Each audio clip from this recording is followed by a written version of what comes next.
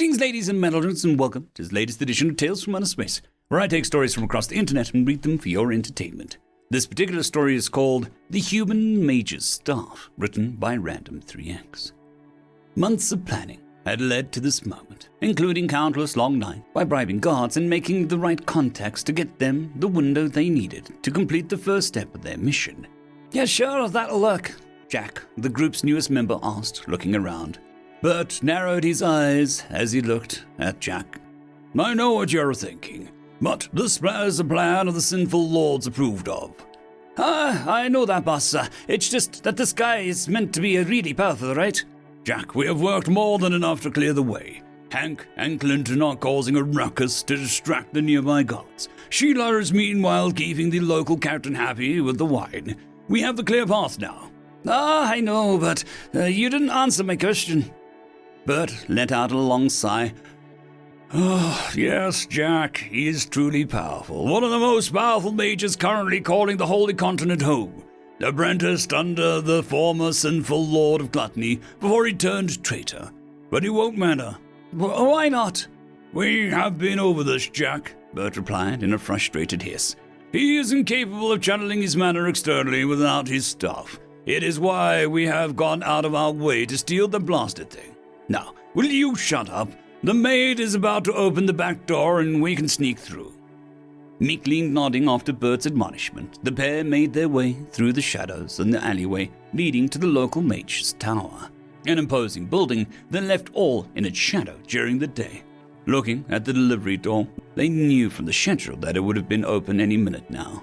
With a long creak, the door slowly opened, and a woman carrying a basket with food to be donated made her way out. No! Bert shouted as he and Jack both rushed the unprepared woman, forcing her back into the building before the door could close. Jack, check the detector, Bert ordered as he had a hand over the struggling woman's mouth to muffle her attempts to call for help. Obeying the order, Jack took out a small device that looked like a pocket watch. Opening the front, a blue glow emanated from the device. We're all clear. No wards are triggered. Good. Now to you, Bert muttered, turning to face the terrified woman. I can see from your pupils that you are a werebeast of some kind. It's good for you the theocracy is being accepting of your kind. So, I will make you a deal. I will cast sleep on you, and you will sleep through what we're planning.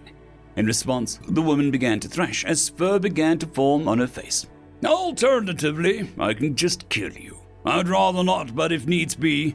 A spark of terror shot through the woman's eyes as the forming of fur receded. Good choice. Lumus Rex. With a flick of his hand, a small magic circle of light formed on his hand, casting a sleep spell on the woman. Bert never liked it when the job required stuff like this. He was a thief, not an assassin. As the last of the consciousness faded from the woman, he gently lowered her to the floor. Okay, phase 1 is done, Bert muttered. What to now, boss? Jack, Bert began, showing utter disbelief across his face. We went over this like a dozen times. All right, boss. I was just testing you. Yeah, testing. Sure. Bert wondered why they had even sent this man to join their group.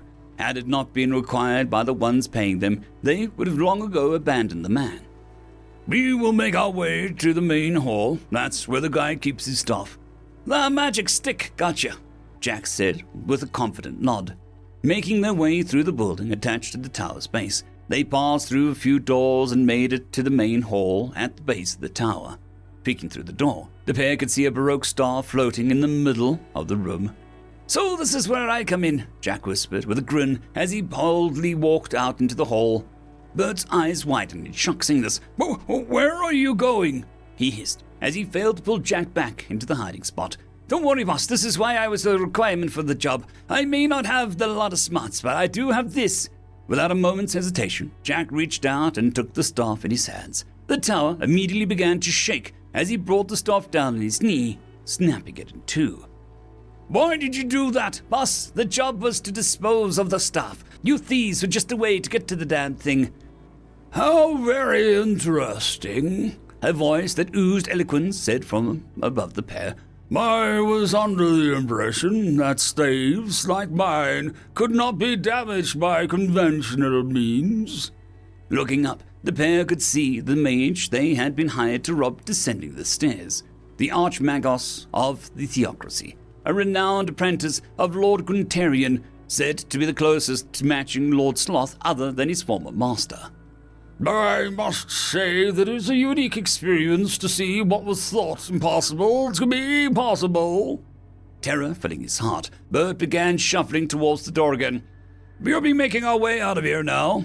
Oh, but you came all this way. It would be a shame to see you both leave. No, we cannot impose on you any further, Bert insisted, as he took Jack by the scruff of his collar. What you doing, boss? The guy's defenseless now. He can't cast magic without the magic stick. Bert didn't know why himself. Logically, he knew the man before him could no longer cast a spell. He knew they would be safe so long as he didn't call guards. But despite this logic, every cell in his being was screaming, run. Come now, you should, at the very least, threaten to kill me. You've been doing it for decades, calling me a traitor for siding with the Holy Continent. And you are one, Jack barked. No, and you must be the Academy agent they attached on. Bert again tried to pull Jack towards the door. Jack, let's go. Nah, boss, your job was to get me in here. You did your job well. I, however, have an extra mission. Kill the human traitor and be done with him. And here I am without my staff, both in the magical and service kinds. I would have offered you a cup of tea, otherwise. Hearing this, Jack stopped trying to pull away from Bert. You don't fear your death? No, I just don't fear you. Jack finally began to allow Bert to pull him towards the door. Something was very, very wrong. The man before them should be without power. He had been born a mana projection deficient, yet he was, if anything, too confident. You see, my master, lunatic that he is, taught me many things. Like the most worthwhile moment to strike is when your enemies think their trap is sprung. We gotta go now, Jack barked as both he and Bert ran out of the main doors of the tower, only to turn around and see the mage standing in the doorway. You see, you were right in a way. That thing you smashed was a magic stick. But there are more ways to make a staff than just with wood. As if to explain his meaning, he touched the door frame. At that moment, the pair felt terror, which could not be described, as they looked up at the tower, where runes and carvings beginning to shine upon its surface. It was now that they realized their folly. The building itself would function as a staff. I would be sure to drink your toast in your memory, gentlemen, for I shall show those undead monsters that gave up their humanity what a real human mage can accomplish. End of story. Story number 2. The humans know we are here. Written by Vivid Membership 3959. It was a plan long in the making. We knew the humans were a warrior people with tanks and weapons that could go up to our own. However, the plan we had was to ignore the human armies and storm their government buildings. We should start in an area known as America. If we could take out their government buildings and secure our foothold, then we would hopefully be able to secure the rest of the planet. We started our trip near the outermost planet of their solar system, one of the 4ES4 cold gas giants.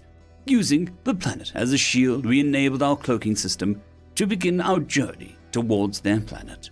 Our people, the Ulani, were in possession of the most advanced cloaking system in the galaxy that we know of.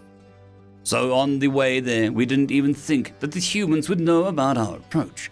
Even as we passed the last gas giant, Jupiter, there was no sight of them knowing of our approach. That was until we reached their home planet and parked in orbit. We approached the staging grounds where, all of a sudden, the humans started firing at us. Explosions covered the cities, preventing a safe landing ground. Worse yet, we saw that their police forces were active and heading towards the target, that being a large field that was left open surrounded by leeches. After this, we decided that Earth wasn't worth the fight and got permission from our government to retreat back to the nearest home system. A few decades later, the humans, now a majority military power in the galactic stage, received an official apology from our government, followed by an offer to trade technology. However, we received a message of confusion. Apologies for what? We were confused at this response, so we explained what happened to the diplomat.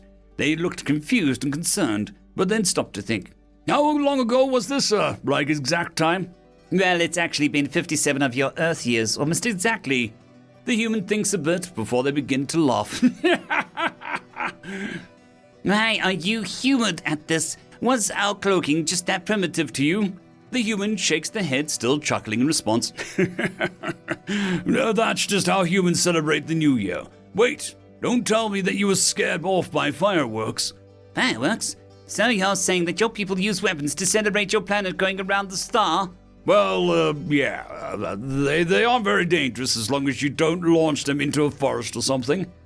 Why am I not surprised that your people celebrate stuff by blowing stuff up? I reply at them, exasperated.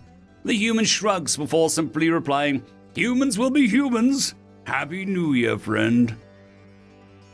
End of story.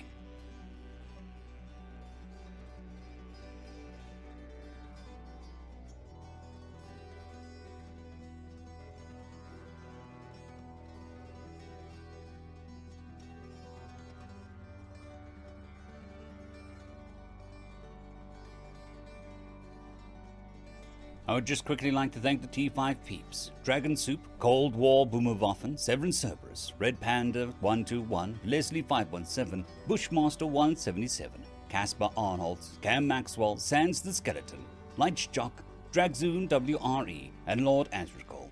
Thank you very much.